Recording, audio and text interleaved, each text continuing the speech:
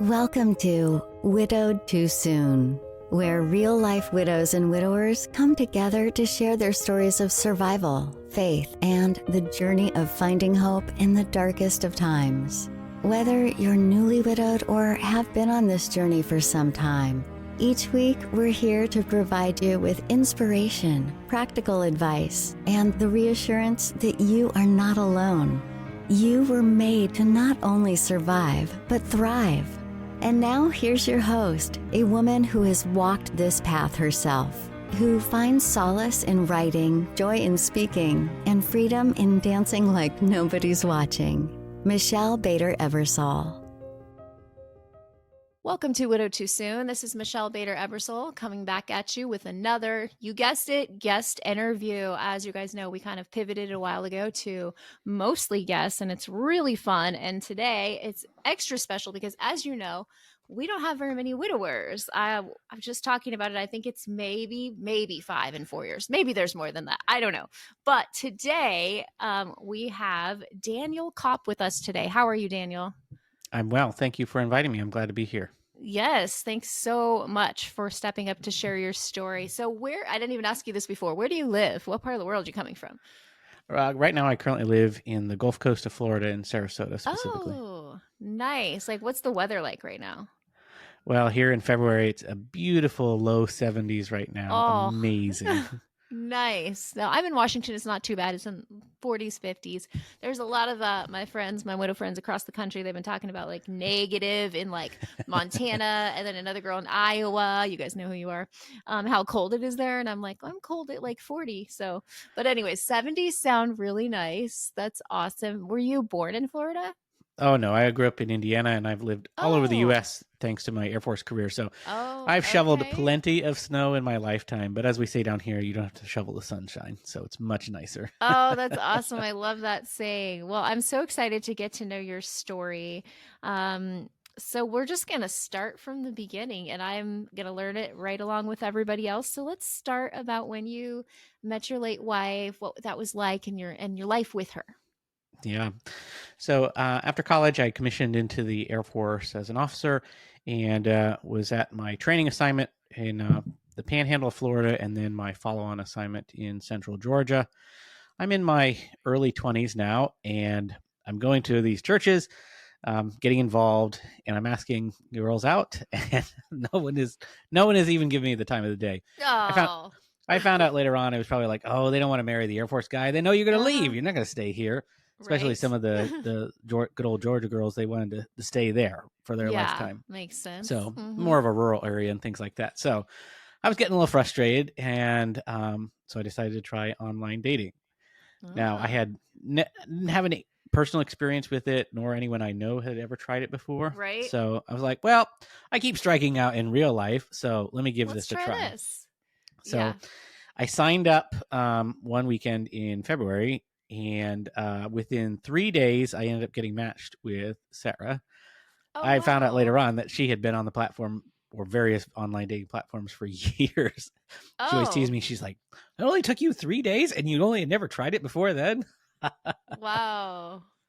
That's so cool. So you guys met there, and tell me about like when you first met her and all that stuff. Yeah, so we started talking online. At the time, she was down in Florida, more in the Cocoa Beach area. So about 6 hours drive from where I was at. Okay. So it wasn't like we immediately were able to meet in person. So we started with messaging, went to phone calls and texting and video chats and things like that. And then we got a chance to meet pretty early on, a couple months later. And it was pretty clear early on that this was going to be something special. So we then started trading off weekends back and forth to visit and see each other, and really developed and deepened our relationship. Got to know her family. She got to meet mine, things like that. So by late summer, we were pretty sure, after dating for several months at this point in time, that we were probably on the path to getting married. Oh, that's sweet. So I just have to mention this. This shows that you are young because you got to text in your relationship. Like when I was with Luke, it was before texting. So how old are you now? I am 37 now, so this Okay, was we're not back. that much different. I'm 45, even though audience thinks I'm 29. I tell them all the time. But yeah, you were able to do texting in your first marriage. Most people that come on here that we didn't have that. So that shows how young you are. So I just Yeah, had this to. is back in 2012 time frame. Yeah. Oh, okay. Because Luke and I got married in 2003. So, yes, you're younger than me. But that's sweet. Because I always like when I had to go back in the dating world, like after Luke died, I'm like, I don't even know about like texting with guys. That was not a thing. Like, I remember the old text learning how you had to do like A, you know, how you had to push them like Yes. Oh, that many was so hard. times back in the day. I've told my kids about that. They're like, that's weird. But anyways, okay. So you guys met, you knew you wanted to get married. So tell me, like, when did you get married and what was your life like? And Well, the Air Force started to play a prominent role as I was scheduled to go on deployment, but they kept honestly moving the dates around and things like that. So first it was the next summer, and then it was moved up, and then it was pushed back again. This is not yeah. uncommon. But for someone Okay. like Sarah, who had had no experience with this, she didn't grow up in a military family, had no experience. This was very frustrating for her because we're Yeah. starting to talk about engagement, and we're starting to think like, well, what timing should this look like? So anyway, I ended up proposing in Mm-hmm. August, late August timeframe. So we'd been dating for about 6, 7 months at that point in time. And we were originally thinking, okay, well, let's plan a wedding for next spring or the next summer after that. Mm-hmm. And then the Air Force came back and said, oh, no, we changed our mind. Now you're deploying right after Christmas for Oh my about 4 or 5 months. goodness. So we're like, well, should we keep waiting? We don't know if this is going to change again, or should we just speed things up and get married now and have a couple months together, and then we'll see what happens. So we decided on that option, the latter Nice. option. So Mm-hmm. engaged in August, married October 6th.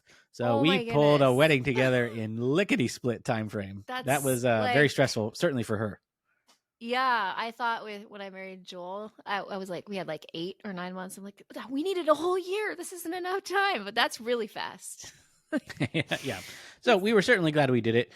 And Yeah. during that time frame, she also moved from Florida to Georgia to be close, and Okay. everything that went along with that. So I brought in a dramatic amount of change in her life in a very short period Yeah. of time.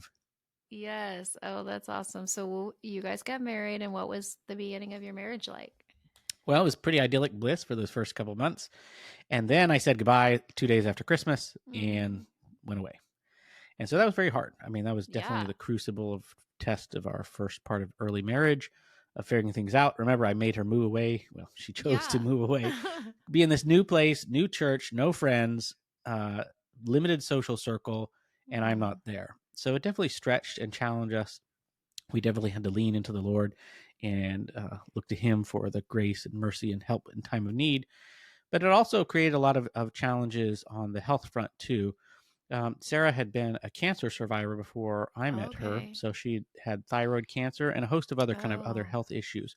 At the time wow. we were married, she was doing pretty well overall, but this started to just spill over into other aspects of our lives, and I'm sure we're going to talk more about that in just a minute. So I was gone for almost 4.5, 5 months at that point in time. Came back, and then we got fully into the throes of marriage, and it was both of our desires to have children, and so God Mm-hmm. blessed us early on with a Mm. pregnancy. But then at that point in time, we experienced what was the beginning of a journey of infertility with Oh. a lot of miscarriages early on. So over the course of our Mm-hmm. marriage, we know of at least 3 miscarriages and maybe a few Mm. more in there. So that was our experience of heart desire for children, but yet not being able to have that fulfilled. I'm sure that was really, really difficult for sure.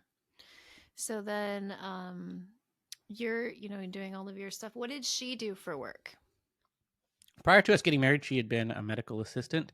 Okay. As a result of the move, she'd taken time off, and then her health challenges started to pick back up. So she didn't end up going back and getting any kind of full time employment during our season there Yeah. in Georgia. She was able to stay heavily invested in our local church and community and doing things like that, but not back to full time work.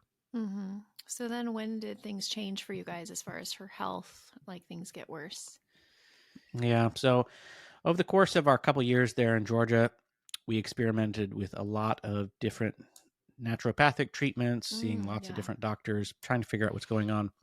Her health would kind of cycle up and down. So she'd have Mm-hmm. periods of time where energy would be higher and she'd be able to do a lot of things, and other times where we really didn't have a lot of answers other than go talk to someone else, kind of that thing. So we doctor hopped quite a bit in that time frame and just made life work with what we could, but just a lot of limitations on how much she could actually do. About the summer of 2015, I got orders to move. We were originally going to go to Okinawa, Japan. Whoa. And then 3 weeks before the mover showed up, the Air Force canceled the orders, actually due to Sarah's health conditions, because they realized ultimately, based on how things were progressing, that she wasn't going to be able to get the support over there. So a blessing in disguise, but disruption to our lives nonetheless, that we were literally 3 weeks away from leaving the United States. And then, oh, surprise, you're staying here. Mm-hmm. Ultimately, a couple months later, I did get orders to move, and we shipped out to first a little time in Phoenix, Arizona at Luke Air Force Base, and then ultimately to our final destination in Mountain Home, Idaho at Mountain Home Air Force Base, which is just outside of Boise. And so we arrived there. And during that time, the stress of the move and everything that went along with it really started to impact Sarah's health. And again, now we're seeing a whole host of new doctors in there. We even flew all the way to California to go see some additional specialists. At long last, we're finally starting to get some diagnoses for things that are rolling in. So like adrenal fatigue, Ehlers-Danlos syndrome, EDS, and a host of other more hormonal type conditions. So finally, we started to get some actual treatment that for a while seemed to be turning things around, giving her some more energy back, and actually starting to give us hope for what this next chapter of life could look like. Oh, that was, I'm sure I can relate to the being newly married and then health problems. Like it adds a whole other layer. So Luke got sick 3 months after we got married, and we went through all his cancer treatments, his leg amputated, and had a baby all within our first year of marriage. And so we always would be like, people say the first year of marriage is so hard. What in the world are they talking about? So I can relate to when you're talking about all this stuff happening near the beginning of your marriage, and it just puts this extra stress. And then you had all the infertility and all of that stuff. But how, did you guys, it seems like from what I read about you guys, did you guys have a really good relationship? We did. All those challenges and the trials really bonded us closer together. Yeah. Mainly because we were all we had. I mean, it's not that we didn't have friends and circles, but again, with the frequent moves, it was like restarting your life, finding a new church, getting plugged in, far away from family. So each of these things certainly, it caused us to turn to each other in ways that we maybe wouldn't have had we been in a circle with deeper support network or closer family connections. So that's to God's credit and his glory. He brought us closer together through those trials. Was it hard, moving so I haven't moved that much in my adult life, but moving all these different times and then trying to find a new church every time? Oh, yes. It seems like that would be challenging. Yes. Just even since Joel moved here 3 years ago, we have gone to 4 or 5 churches trying to find the right one just in our own area. So I imagine you find the right one and then you move again. Yes. And then it's difficult to do that. Yeah, because you also think it's not just finding the right one, but the clock is always ticking in the back of your mind of I'm only going to be here for a certain number of years. Yeah. So each week, each month is precious in the sense that the longer it takes you to find something, and then there's naturally an evolution of getting to know people, building relationships, deepening friendships, things like that. And okay, well, that might take 6 months or maybe a year or something like that. And then, maybe I only have a short period of time after this in order to invest in that. And back to the whole, why wouldn't people date me? Well, you're going to leave. Why should I invest in this friendship? Yeah. So there's definitely a lot of polite shunning, I guess you could say, of I'll be nice to you, but I'm not going to develop a deep friendship because we know you're not going to stick around.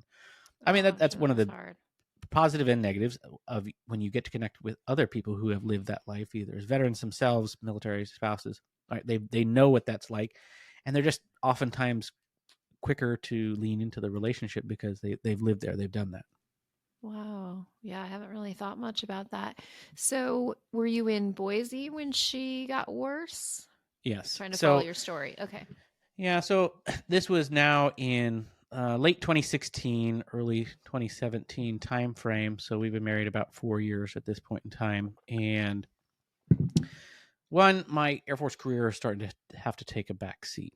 I had to throttle back. I'm thankful for the support of the leadership that I had, my fellow airmen who leaned in and helped take care of us and picked up the slack.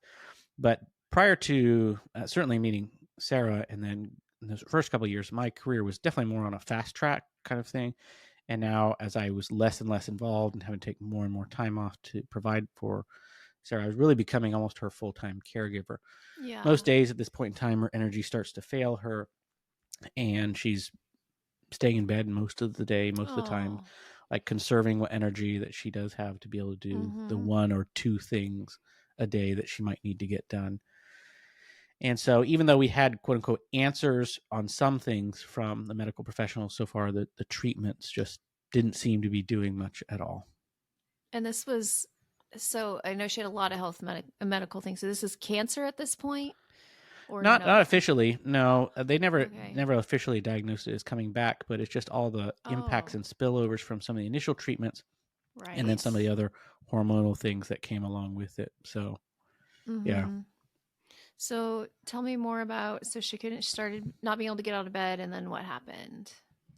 So the kind of crisis that precipitated the beginning of the end, although we didn't know it at the time, was she ultimately had a perforated ulcer in her stomach.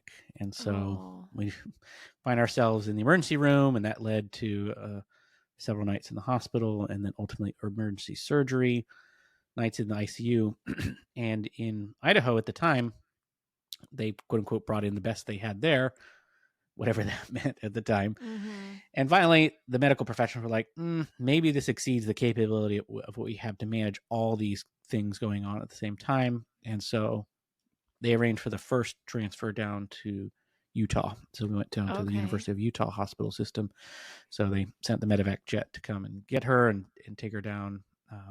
I followed later on with the car. And thankfully, we had some family who lived in the Salt Lake City area. And so that was a little bit of support and community that we got to plug into right away. But yeah, that was the first time that we went down there, was immediately following that kind of emergency surgery. And at that point, were you thinking she was going to survive? And yes, I mean, we had no indications. She's young, right? You know, otherwise it seemed manageable at the time. So what happened after that first stay in Utah? So we were down there for quite a while. This is where my memory starts to get very blurry, because the grief and the brain fog kind of just caused everything to mingle together.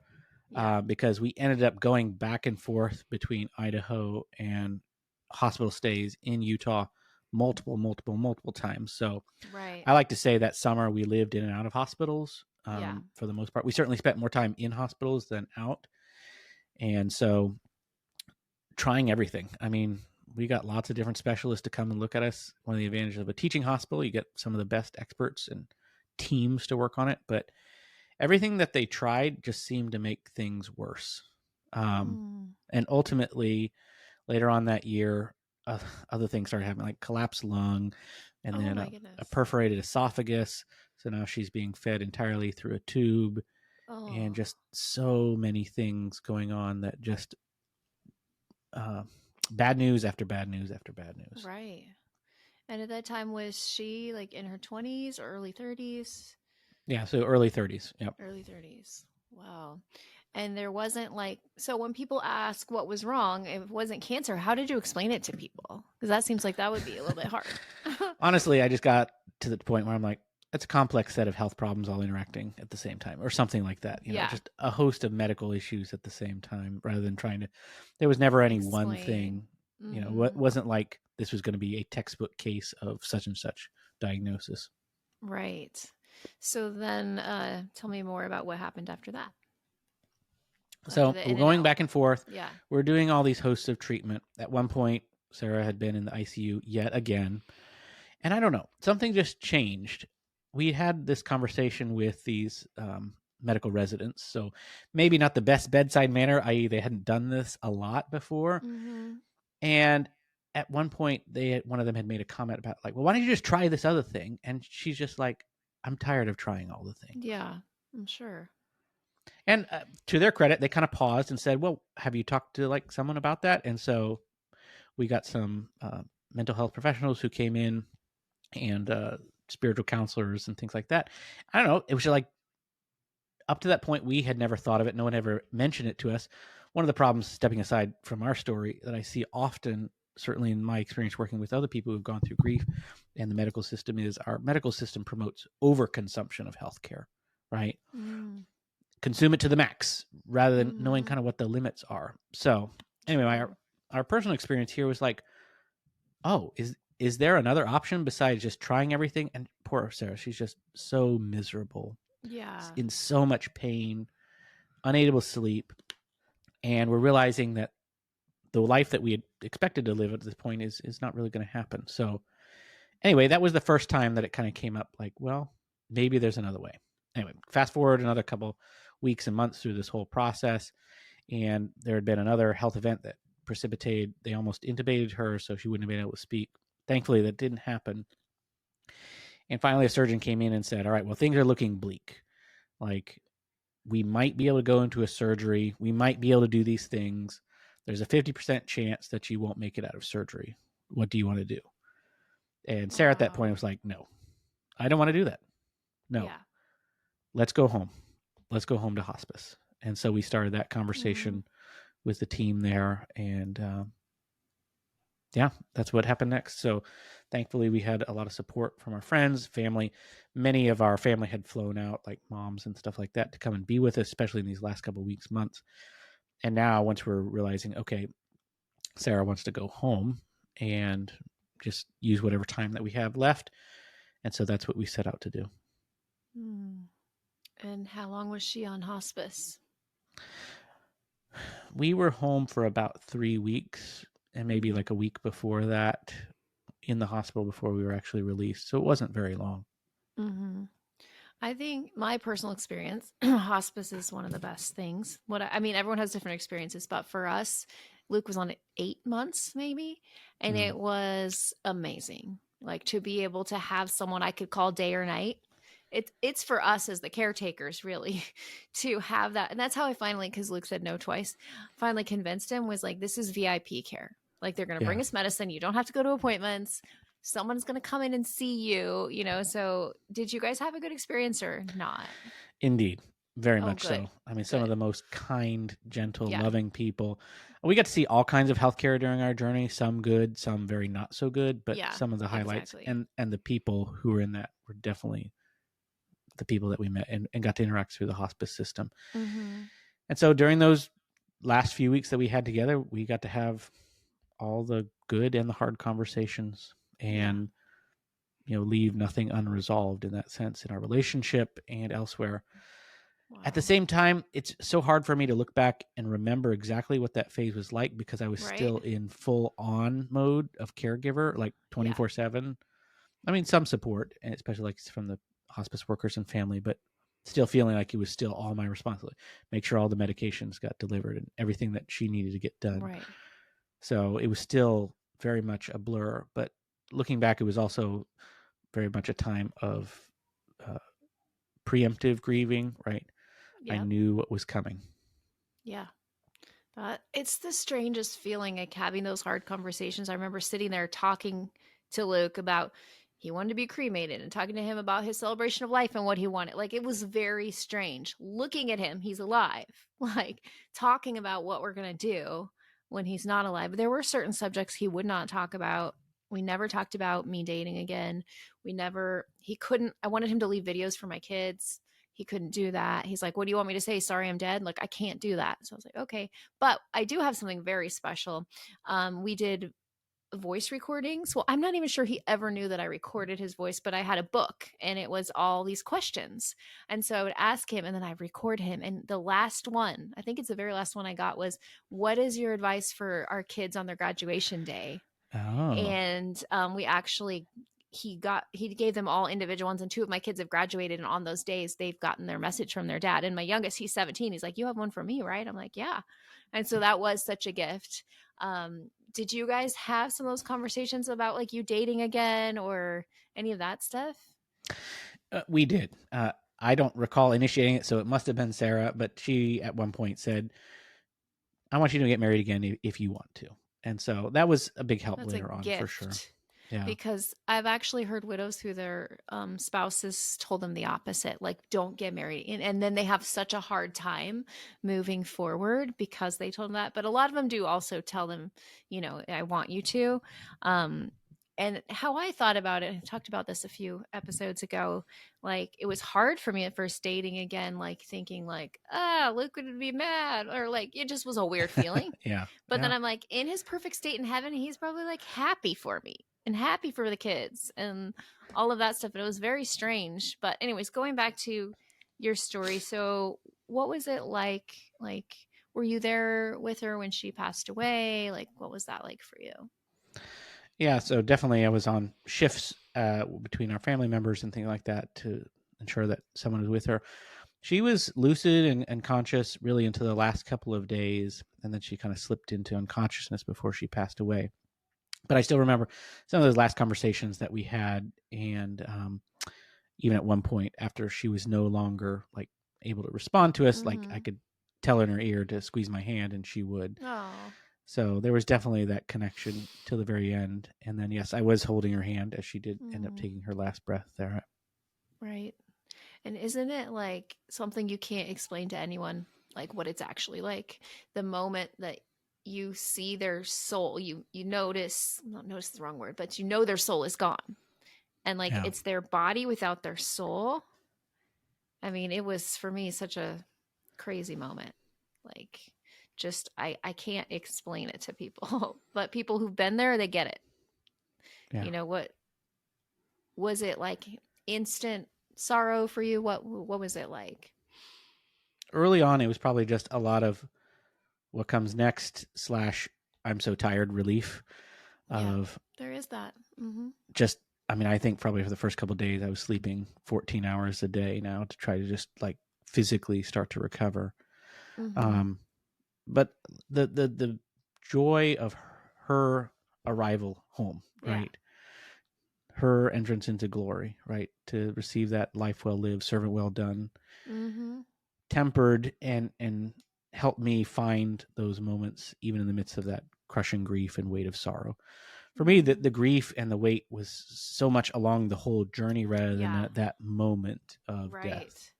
Right. And that's keeping an eternal perspective, which is something we talk about that's super important. Like that's how a lot of people say they got through is remembering that, okay, they're where we want to be and, all of those things. And that really helped me through my time, especially because Luke had also been suffering for many years and, to know that he was no longer there. And he didn't have his right leg or is amputated, and just imagining him, like I had visions right away. Actually, I had visions before he died, and just imagining him with his two legs and running and, just all of that stuff is very, very helpful.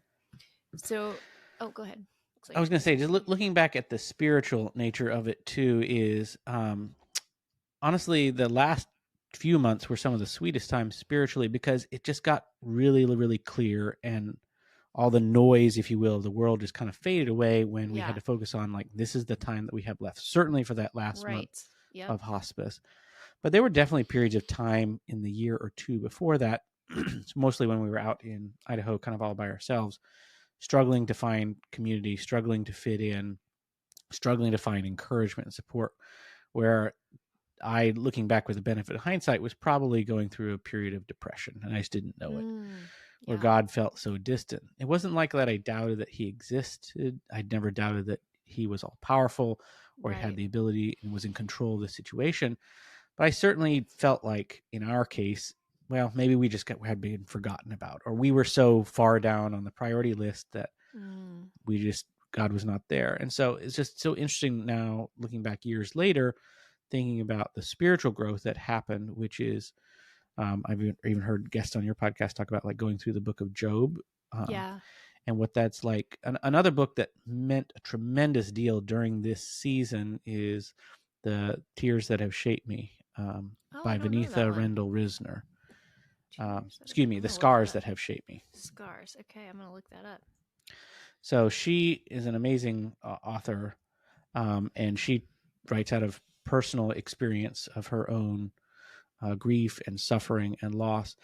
And one of the things I loved about this particular book is the fact that it was just short chapters and really an essence of like not feeling like you're alone, right? You're not the first person to experience these kinds of emotions, and using scripture. And you mentioned in one of the questions before we came on here, like what was a scripture passage that meant particular to, for me personally, like looking back at Isaiah 53 and then 2 Corinthians 4, of this idea of one, our Savior is a man of sorrows, acquainted with grief. He has known what it is like to experience every range of human emotion, including grief and sorrow of loss. And he knows that, and he feels that, and he's with us. And at the same time, what it talks about in 2 Corinthians 4, verse 7, which is, but we have this treasure in jars of clay. Like Sarah had a very fragile body, health that was just poor for most of her life. You know, think of a fragile jar of clay. It's not worth much, easily breakable.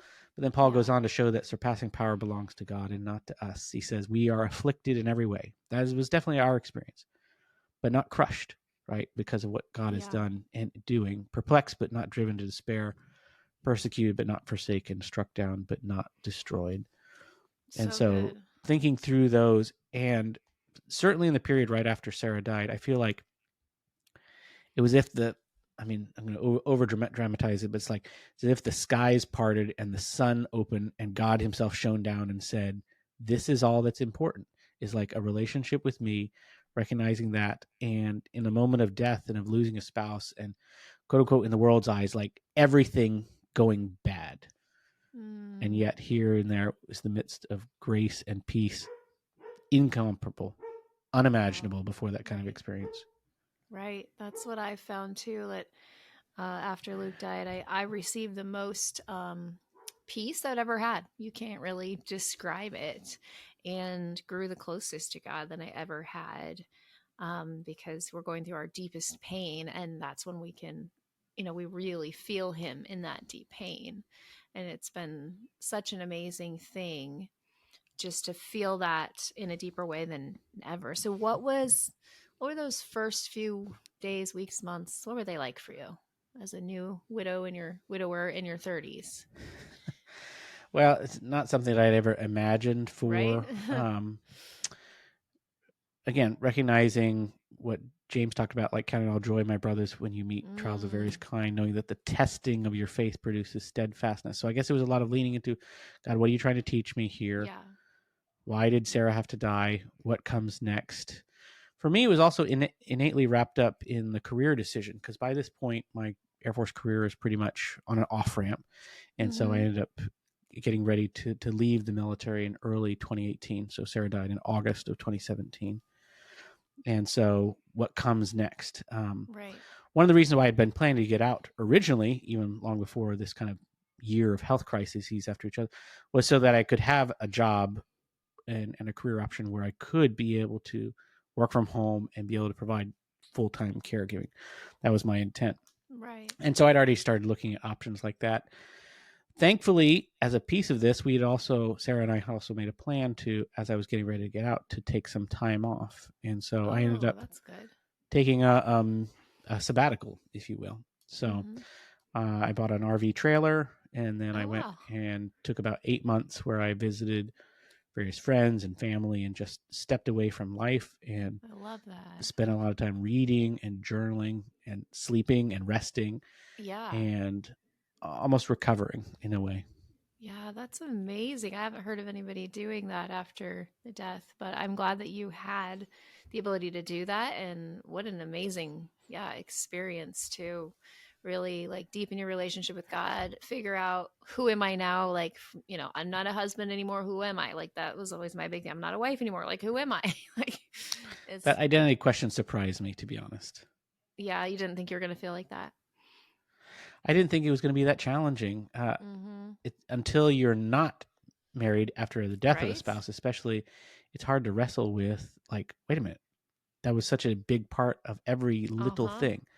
I mean, I've read some of the academic research which compares it to the phantom limb pain of amputees. That's what Luke had, so I know exactly what that is. Yeah, right. So it's that pain or that itch that you feel like it's there, but you can't describe it. You can't even see it because it's not there. But same way when you're like half of your life is just chopped away.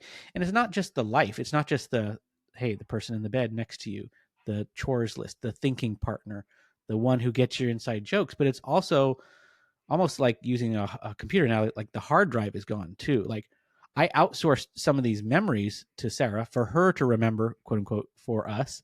And now that's gone too. Wow. I've never heard it like that. Yeah, it's true.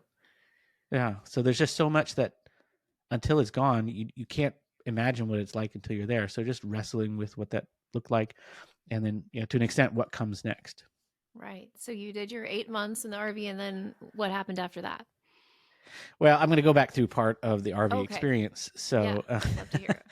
Part of that, I'd planned to go visit friends and family and things like that. And part of that was visiting some cousins of mine. And I forget exactly how it all came up, but ultimately the topic of dating and or remarriage or people in our networks.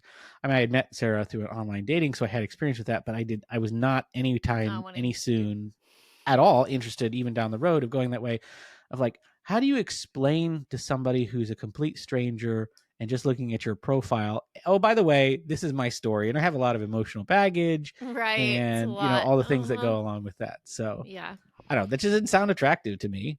Yeah. And so anyway, the course of conversation, it came up like, well, do you know anybody in your network? And they're like, well, actually, we've been praying and thinking about this ever since Sarah died. We resolved we would never say anything to you unless you came and explicitly asked us. So are you asking us? That's awesome. I was like, well, I guess, yes, I am. So that was in the late spring timeframe of 2018. And they got me connected. And I started messaging with Anna. And lo and behold, she was living in Boston at the time. And I was planning as a part of the sabbatical to go and spend about a month, 6 weeks or so in New England. Oh, nice. How convenient, right? God ordained. Mm-hmm. God ordained, yes.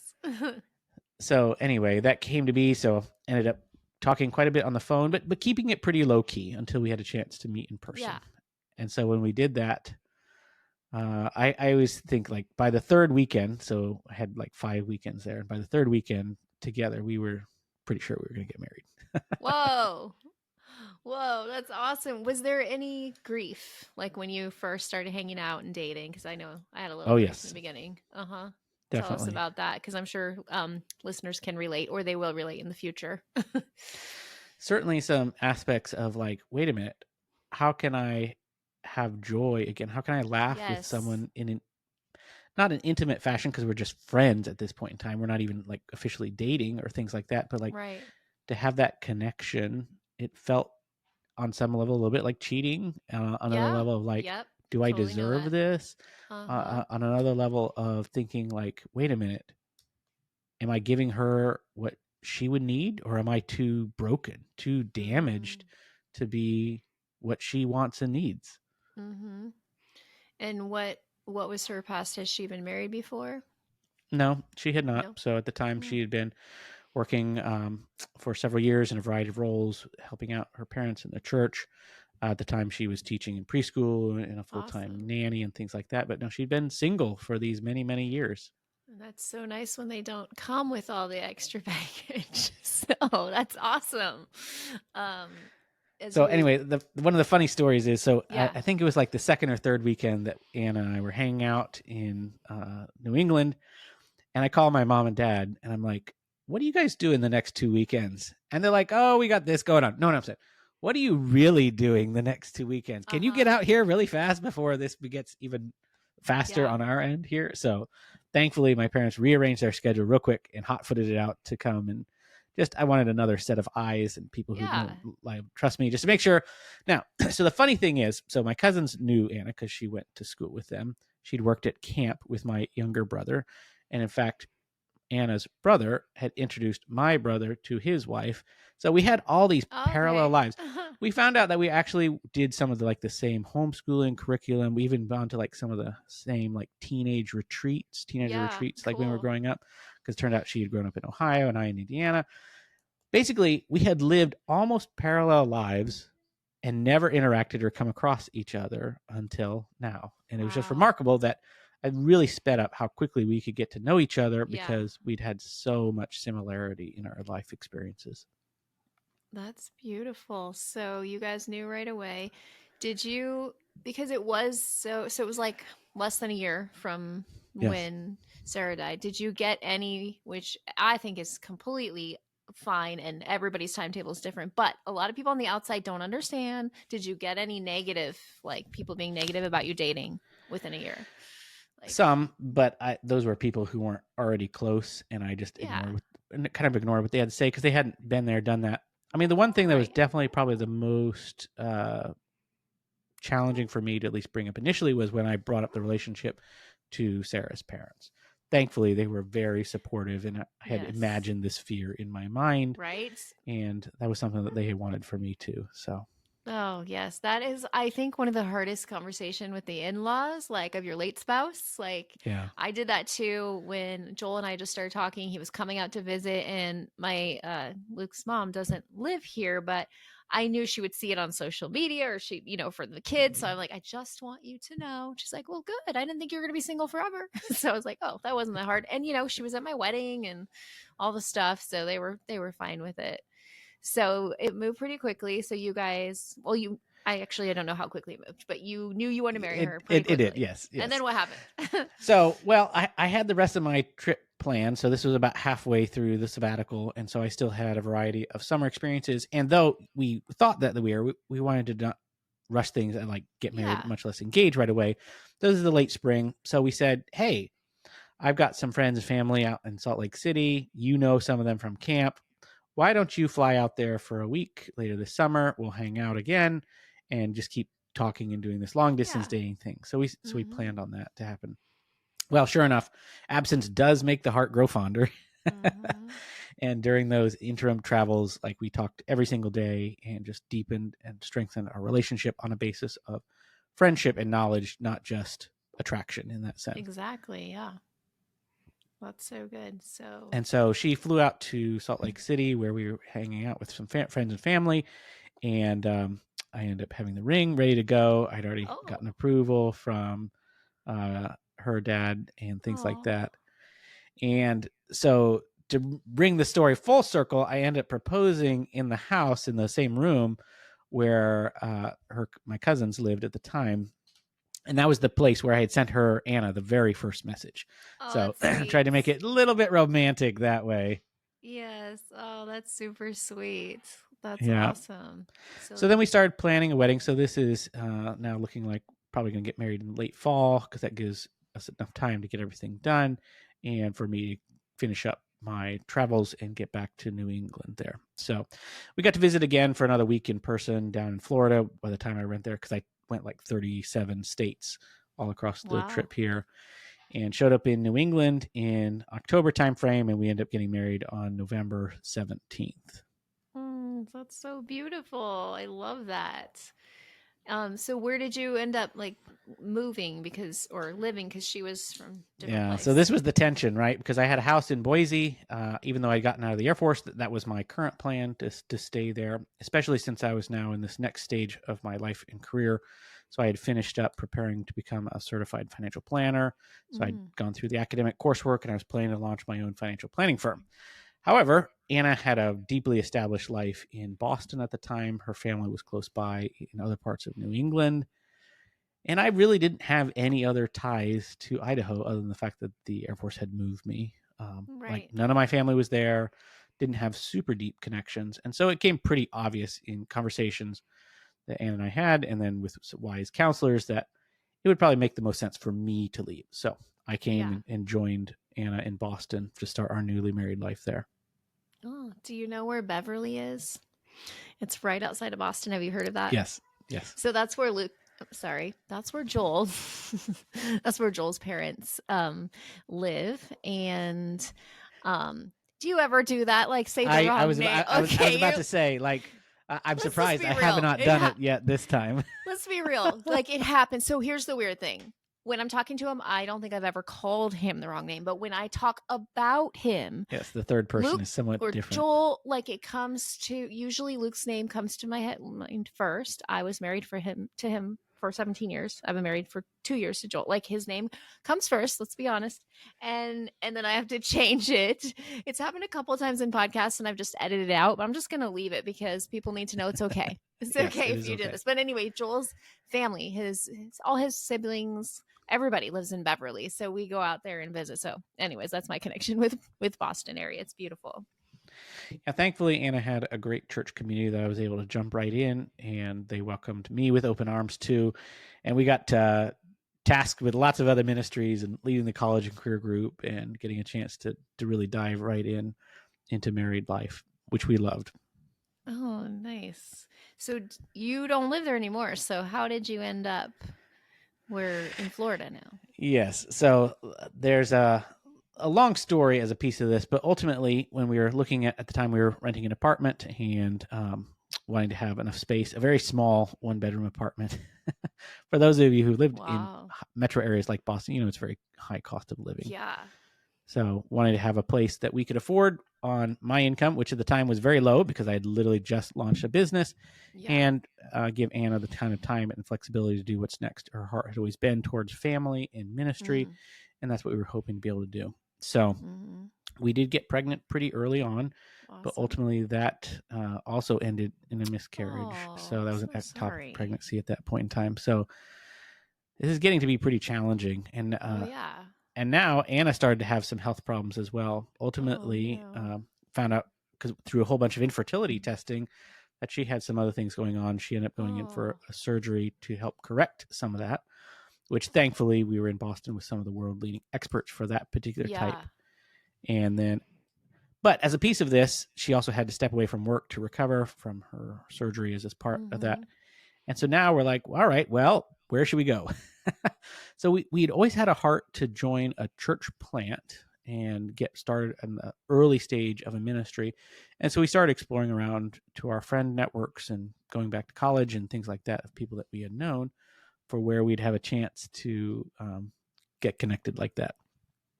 Long story short, we did a survey trip in February of 2020 and came down to the Sarasota area and met with some people that Anna had gone to college with who had recently started a church down here, Gospel Community of Sarasota.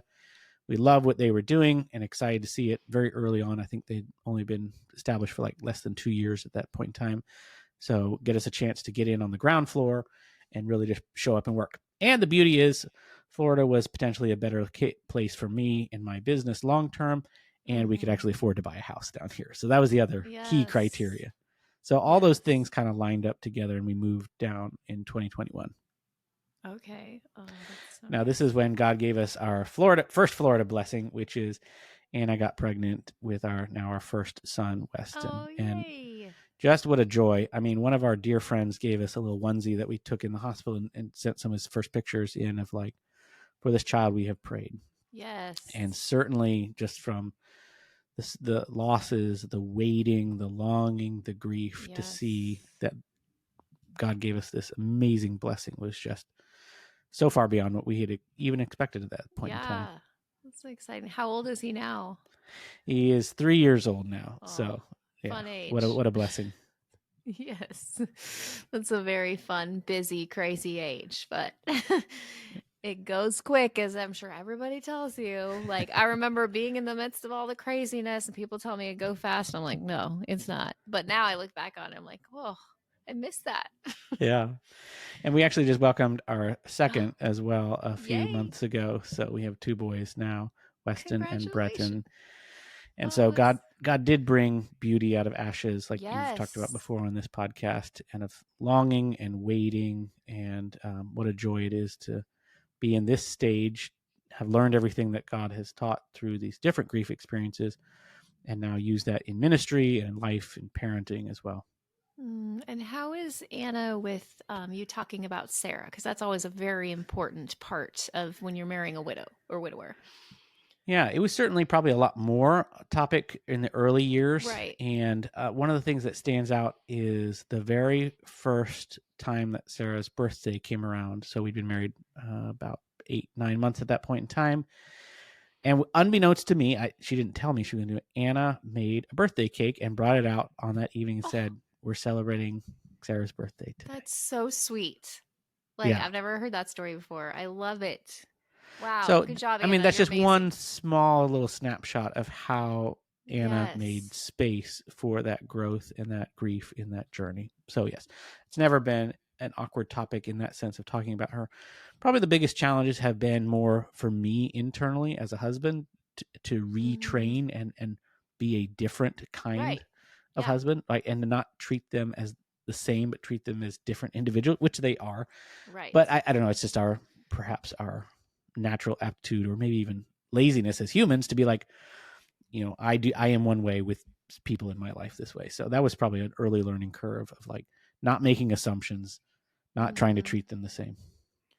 Now, I haven't ever really interviewed someone with this same dynamic or talked about it. So I'm curious, do you talk to, let's say, your older son, Weston, right? Do you talk to him and tell him that you were married to someone before that's in heaven, or you're going to talk about that when he's older, or how do you? It hasn't like really come up on a regular basis up to this point, given his age. But yes, as he grows up, it's going to be just a natural part of our conversation, or like seeing photos and things like that. Right.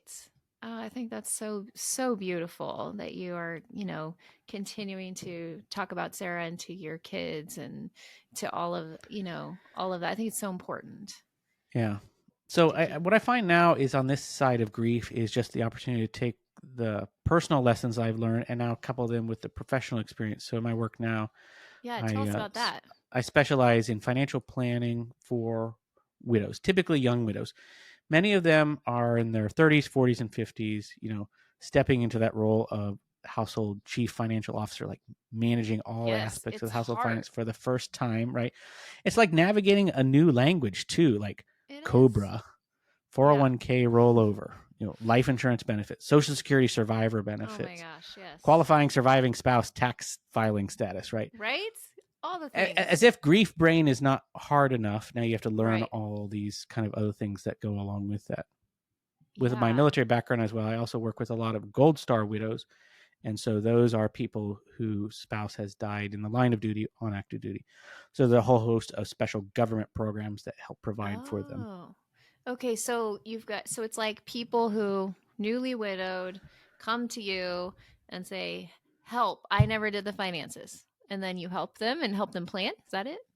Yep, that's right. So it's all about unlimited financial advice. So we're going to talk about things like taxes and estate planning and cash flow and budgeting and paying off the mortgage and investments and insurance and all these pieces that come together in what we call like a comprehensive, holistic financial plan. Oh, I love that. I love that you're able to combine your passion from what you've been through to help with your career to be able to help widows. That's definitely something like I had no clue. I mean, Luke and I had talked about it, and my brothers helped, and my dad, I think, helped me a little bit, but I had never done the bills like ever in our 17 years. That's not uncommon. Yeah. So you feel a little overwhelmed, and I did have I remember he'd given me like all the passwords to all his accounts, and he's like, you guys will figure it out. We never like really talked in depth. He knew that I'd had family that would help me. Yeah.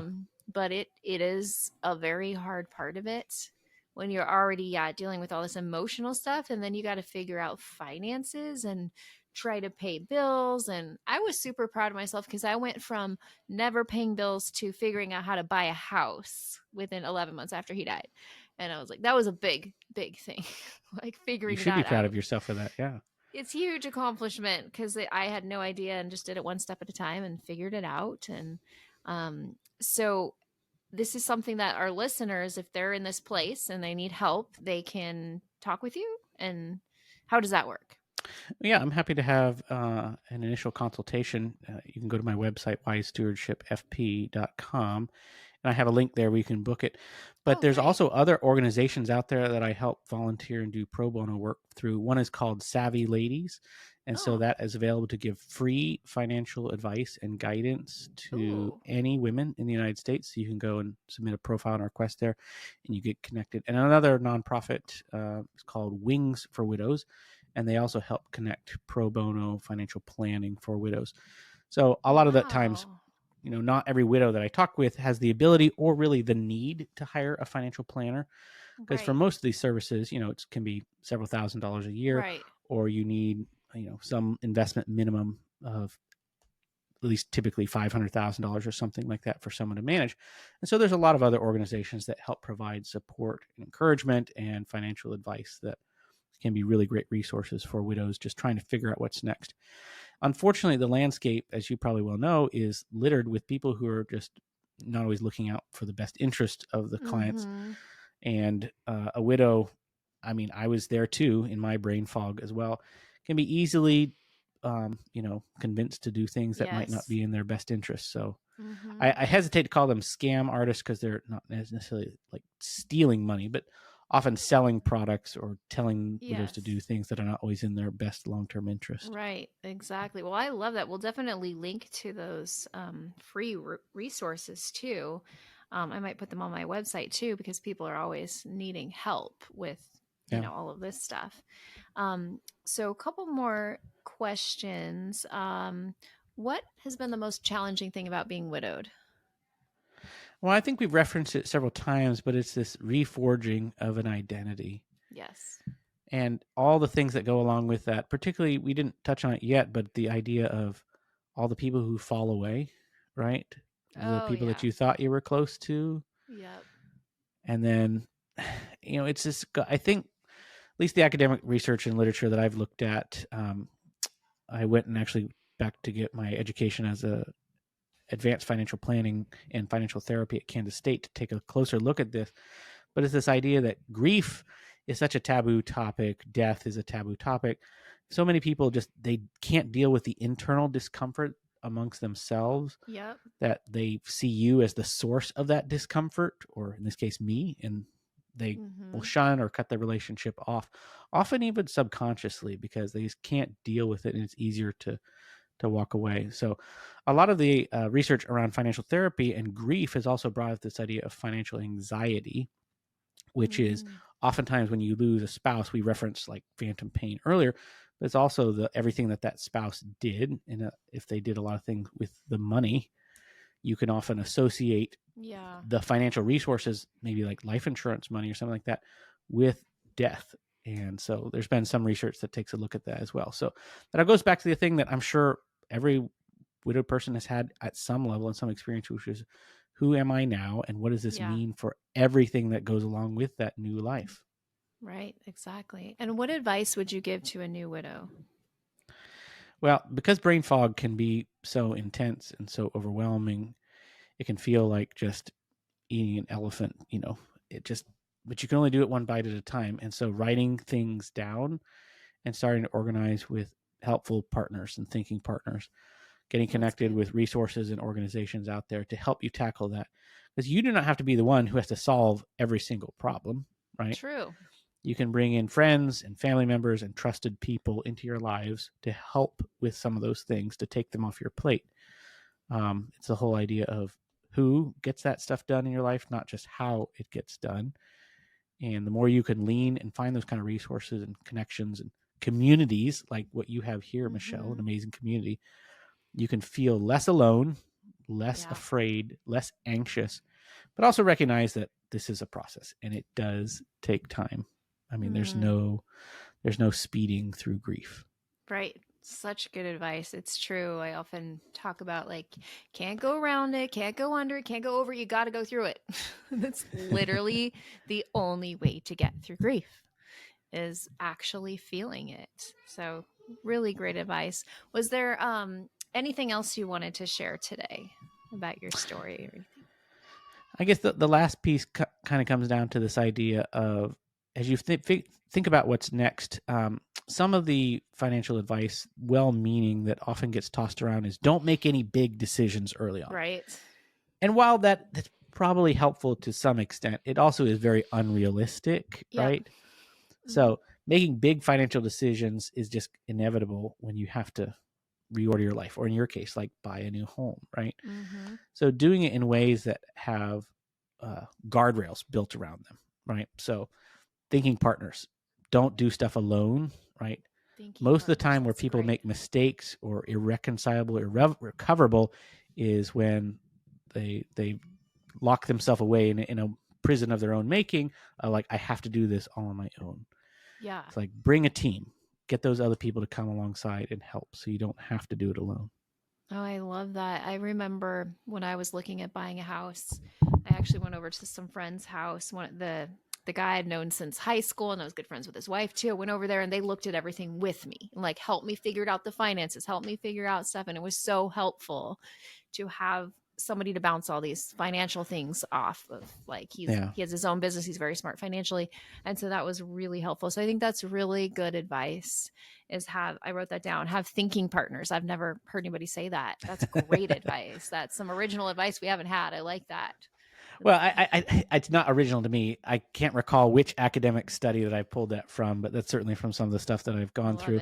And I try to frame that, and that's what I ultimately do for clients. So many elements of financial services are all about buy this investment and it has this return. Mm-hmm. Okay, well, that's one piece, buddy. But the main thing is, like, when you lose a spouse, you lose that primary thinking partner in your life, particularly in the element of finances. So find that person who can be that trusted person for you. That's so good. That's so good. Well, awesome. I have loved hearing your story, your financial advice. It's been amazing. I'm so happy for you and Anna and your two amazing boys. So exciting. How are you guys adjusting to two kids? It's been a stretching experience at this stage. Good way to put it. The second is definitely fussier and not as good a sleeper as the first. So we're still in the. My mother told me, "You're in the trenches, dear. You'll get through this." Yes, it's true. Those are the trenches. I remember when I had 3.5 and younger. It was nuts, like 3.5, 18 months, a newborn. And it was like, and then Luke's sicknesses and all this stuff. It was really hard, but now they're like almost all grown up and it's not as hard anymore. That it's one of those things where you just, enjoy every day, whatever stage you're at, even if it's hard. Because then those days are behind you. And anyways, well, thank you. I'm going to go ahead and pray for you and pray for the audience. So, all right. Dear God, I just thank you for Daniel and his willingness to be here and share his story. We just thank you so much for the life of Sarah and the legacy she leaves behind. And we just pray over just their family, for Daniel and Anna and their kids, that you would continue to bring peace and blessings into their home, peace over their family, their marriage, and just all the things that Daniel's doing. I pray blessings over his business and that he'll be able to continue to help widows. And just thank you for turning, his ashes into beauty and having a place where he can help other people, and he has a beautiful marriage. And we just thank you so, so much for that. And I also pray for our audience today, wherever they're at. They may be in a really hard place. They may be starting to see the joy again, but I just pray that the peace that passes all understanding would cover their hearts and their minds and go into the cracks of their hearts that are so broken, God, and that you will turn their mourning into dancing and you will make beauty from their ashes. And we just thank you for all that you've done, and just pray for a great day for everyone who's listening. Amen. Well, if you like this podcast, give it a little bing, 5 stars on Apple Podcasts, wherever you listen. I got to go through my routine. If you've heard a podcast, you know I do this. Yeah. I still say, it's been almost 4 years and I still say bing, like, because it was a funny thing, and Mark used to make fun of it, and now I just say it. Anyways, also, let's see, what else do I want to talk about? Widow Goals are groups, unfortunately, only for women, but they have grown so much. I think I welcomed 20 some new groups all over the country in the last 2 weeks. I had 45 applicants, actually 47. I had to turn the men away. But 45 women have applied to be leaders all over the country. So if you're listening and you would like to lead a Widow Goals group, there's an application. It's free. I give you all the training. We have monthly Zoom calls, all the things. If you have not joined our smaller group, which I don't think you're in this one, Daniel, maybe. I don't think I remember seeing you come through it. So we have a secret group where it is for actual podcast listeners. So Widow Too Soon, the big page, started because it was just podcast listeners and exploded. And it's over 11,000 people now. And so it's a little like, some people are like, I missed that connecting. So if you want to be part of that, you just send me a message. There's a link in the description and I will add you to the group. You can't find it. It's called Widow Too Soon Podcast Community. So anyways, if anyone wants to join that, please do that. I think that's all the announcements. Yeah. Okay. Well, again, thank you, Daniel, for being here. Really appreciate your story. I know you're going to help so many people. So hope everybody has a wonderful day. Bye. Thanks for listening to Widowed Too Soon with Michelle Bader Ebersole. If you haven't already, please like and subscribe, rate and review. And we'd also love for you to join our Widowed Too Soon community on Facebook. See you next time.